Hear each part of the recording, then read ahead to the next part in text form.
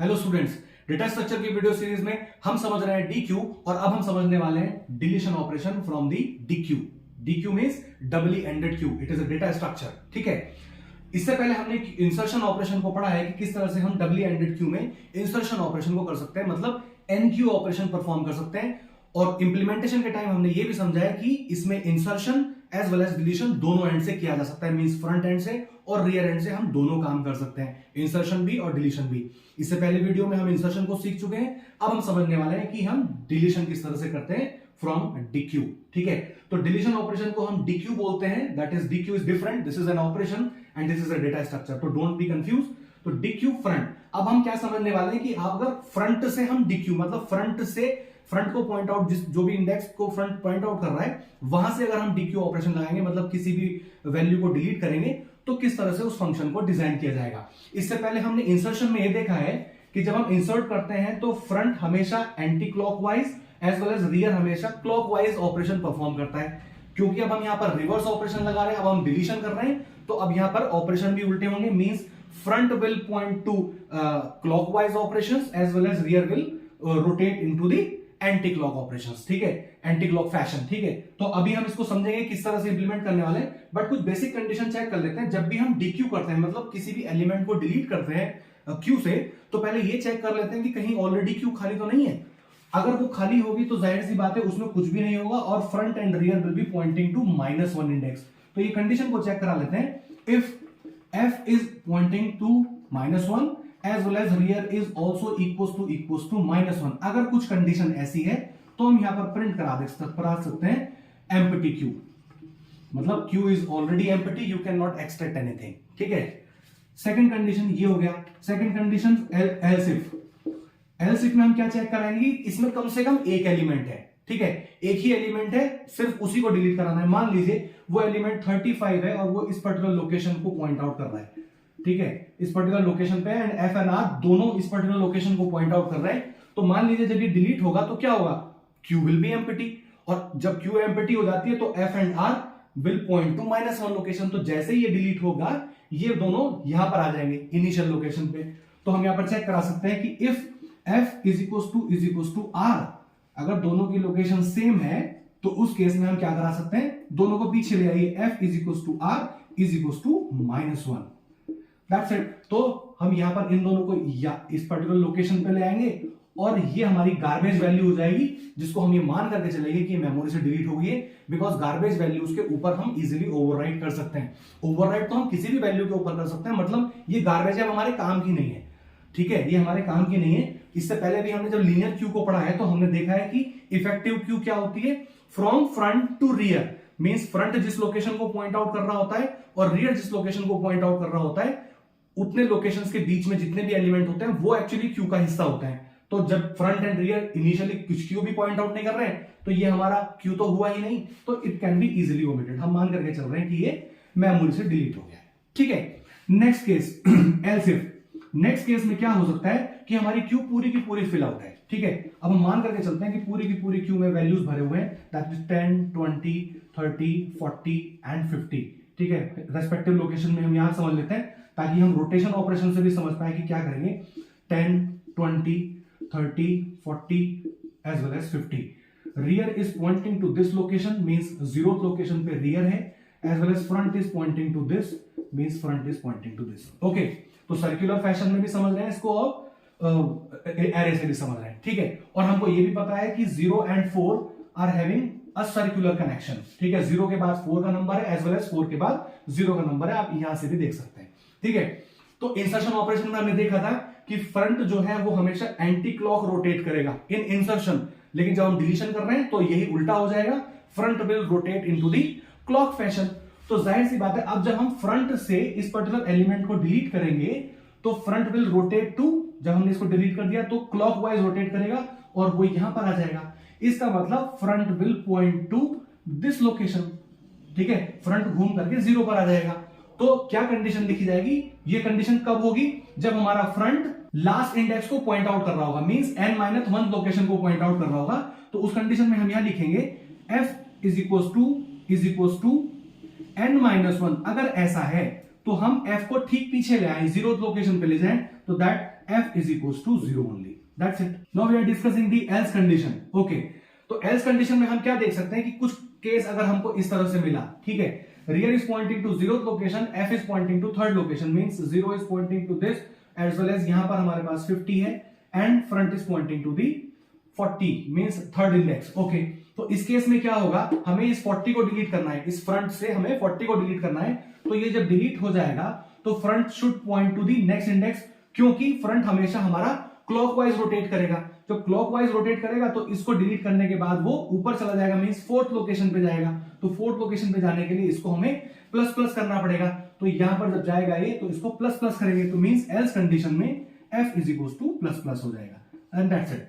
ठीक है, तो बाय दीज 4 डिफरेंट कंडीशंस हम यहां पर किसी भी क्यू में dQ operation from front easily apply कर सकते हैं. ठीक है, ये वाले इफेक्टिव ऑपरेशंस तब काम करेंगे जब एक साथ आप एनक्यू, कभी एनक्यू फ्रंट, कभी एनक्यू रियर, फिर dequeue front as well as dequeue rear को किसी मर्जिंग ऑपरेशन में अप्लाई करेंगे और मेन को रेस्पेक्टिवली कॉल करेंगे, तो तब ये ज्यादा इफेक्टिवली हमको समझ में आएगा. ठीक है, अब हम समझने वाले हैं कि डीक्यू रियर फंक्शन किस तरह से डिजाइन करेंगे. अब समझ लेते हैं हम डीक्यू रियर ऑपरेशन के बारे में. डीक्यू रियर ऑपरेशन में भी हम पहले ये चेक करेंगे कि हमारी क्यू खाली तो नहीं है. तो डीक्यू रियर में भी हम यही चेक करने वाले हैं कि अगर हमारे पास क्यू एम्प्टी है तो लाइकवाइज जैसे कि हमने डीक्यू फ्रंट में चेक किया था उसी तरह से हम यहाँ पर डीक्यू रियर में भी चेक करने वाले हैं. अगर ये हमारे पास क्यू एम्प्टी होगी तो front and rear will be pointing to this particular location. तो हम चेक करा लेते हैं if f is equal to -1 as well as r is equal to -1. अगर ये दोनों कंडीशन ट्रू है देन एम्प्टी क्यू खाली है, आप इसमें से कुछ भी नहीं एक्सट्रैक्ट कर सकते. नेक्स्ट कंडीशन क्या है, इस पूरी क्यू में सिर्फ और सिर्फ एक ही एलिमेंट है. Suppose 35 is at that location, so उस केस में फ्रंट एंड रियर दोनों इसी लोकेशन को पॉइंट आउट कर रहे होंगे. तो जब इसी लोकेशन को पॉइंट आउट कर रहे होंगे और सिंगल एलिमेंट है और इसी को हम डिलीट कर देंगे तो उस केस में क्या होगा, हमारी क्यू एम्प्टी हो जाएगी. और एम्प्टी क्यू की कंडीशन क्या होती है कि दोनों यहां पर पॉइंट आउट करने लगते हैं आफ्टर डिलीटिंग दी वैल्यू. ठीक है, तो जैसे ही हमने इसमें ये ऑपरेशन कॉल किया तो ये दोनों यहां पर सेट हो जाएंगे. तो हम यहां चेक करा लेते हैं if r is equal to f, यानी उस केस में r एंड f की दोनों की वैल्यू 1 थी. अगर ऐसा था तो इनको वापस से -1 पर सेट कर दीजिए और ये वैल्यू बेसिकली डिलीट हो जाएगी. देखिए ये वैल्यू ऐसे सच डिलीट नहीं होगी, ये एक तरह से गार्बेज वैल्यू ट्रीट होगी. जब हमने लीनियर क्यूज को पढ़ा था तब हमने ये देखा था कि एक क्यू का इफेक्टिव एरिया कौन सा होता है, फ्रंट से लेकर के रियर तक जितने भी जो इन दोनों पॉइंटर्स के बीच में, यानी इन दोनों पॉइंटर्स को इंक्लूड करके जो भी एलिमेंट होते हैं वो क्यू का हिस्सा होते हैं. ठीक है, तो जब ये वाले पॉइंटर अब दोनों इस पर्टिकुलर लोकेशन को मार्क कर रहे हैं तो 35 तो क्यू का हिस्सा रहा ही नहीं. ठीक है, तो it can be easily omitted. इस तरह से हम गार्बेज वैल्यू को डिफाइन करते हैं. गार्बेज वैल्यू वो होती है जो अब हमारे काम की नहीं है. लाइक और डस्टबिन में हम जैसे घर का कूड़ा फेंकते हैं तो वो हमारे लिए गार्बेज होता है, ये अब हमारे काम का नहीं है. जब तक काम का था तब तक ठीक था. ठीक है, तो सिमिलरली अभी हमारे पास गार्बेज वैल्यू है, ये एक तरह से मेमोरी से ओमिट नहीं हुई. हम ये मान करके चल रहे हैं कि अब हमारे काम की नहीं है, इसको आप चाहे तो डिलीट कर दें चाहे तो नहीं करें. हम मान करके चल रहे हैं कि ये यहां से डिलीट हो गई है, हमारे लिए किसी भी काम की नहीं है. ठीक है, ओके. नेक्स्ट कंडीशन क्या हो सकती है, अब देखिए कुछ वैल्यूज को फिल आउट करते हैं. Suppose 10, 20, 30 and 40. ठीक है, सर्किल फैशन में भी समझते हैं इसको. 10, 20, 30 as well as 40. Rear is pointing to this location as well as front is pointing to this. तो फ्रंट 4 को पॉइंट आउट कर रहा है, 4th इंडेक्स को, as well as rear is pointing to this 2nd index.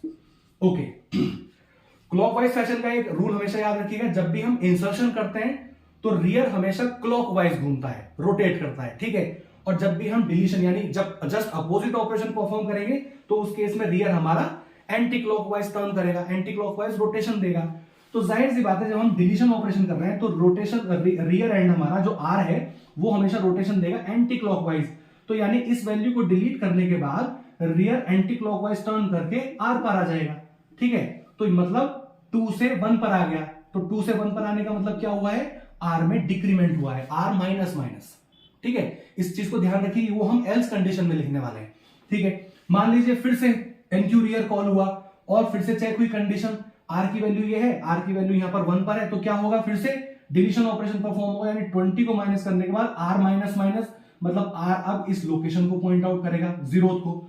Similarly हम यहां पर देखें तो ये एंटी क्लॉकवाइज टर्न करेगा और इस पर्टिकुलर लोकेशन को पॉइंट आउट करेगा इंस्टेड ऑफ दिस. ठीक है, अब समझिए r इज पॉइंटिंग टू 0. अगर हम इसको डिलीट करेंगे तो r माइनस माइनस करेंगे तो 0 माइनस माइनस मतलब -1 लोकेशन को पॉइंट आउट करेगा क्या, नहीं, ये तो इनवैलिड इंडेक्स है.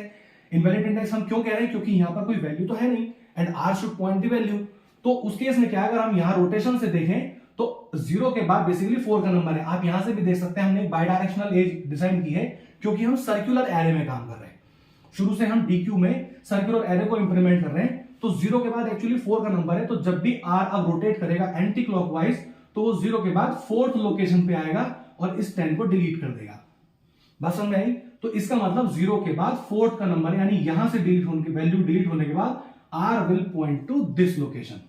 ठीक है, तो क्या लिखा जाएगा, एल्स इफ अगर आर स्टार्टिंग पोजीशन यानी 0th लोकेशन पे था तो अब वो लास्ट लोकेशन यानी n-1 लोकेशन पे चला जाएगा, तो r is equal to n-1 हो जाएगा। That's it. ठीक है, एल्स में वही वाली कंडीशन जो हमने पहले डिस्कस की थी कि जब r यहां पर था तो वो पीछे आया, यहां से फिर और पीछे आया, तो पीछे आने का मतलब है r में माइनस ऑपरेशन परफॉर्म होगा। That's it. ठीक है, तो by these simple 4 different conditions हम डीक्यू रियर को डिजाइन कर सकते हैं और डीक्यू रियर के बेसिस पर ही हम यहां पर रियर एंड से वैल्यूज का डिलीशन कर सकते हैं फ्रॉम गिवन डीक्यू। ठीक है, तो आई सजेस्ट कि आप इंसर्शन वाली वीडियो को भी अच्छे से समझिए ताकि दोनों function means NQ front end NQ rear आपको अच्छे से समझ आए।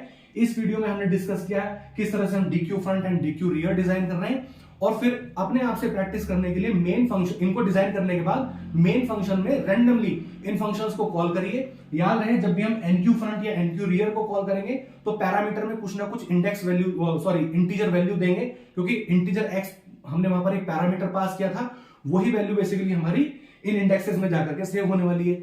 और रियर में ऐसा कुछ भी पैरामीटर देने की जरूरत नहीं है, क्योंकि ये तो उसी लोकेशन को डिलीट करेंगे जिस लोकेशन को रेस्पेक्टिवली फ्रंट या रियर पॉइंट आउट कर रहे होंगे, डिपेंड करेगा कि आप क्या कॉल कर रहे हैं। ठीक है, तो आई होप कि आपको डीक्यू का पूरा फंडा क्लियर हुआ है। एक बार इंसर्शन की वीडियो को दोबारा देखिए, एक बार इस डीक्यू के पूरे फंक्शन को दोबारा से अच्छे से समझिए, और उसके बाद डीक्यू पूरी तरह से आपको क्लियर हो जाएगी। बट मेन फंक्शन में किस तरह से कॉल किए जाएंगे ये प्रोग्रामिंग का पार्ट है, एक बार इसकी प्रैक्टिस आप जरूर से करिए।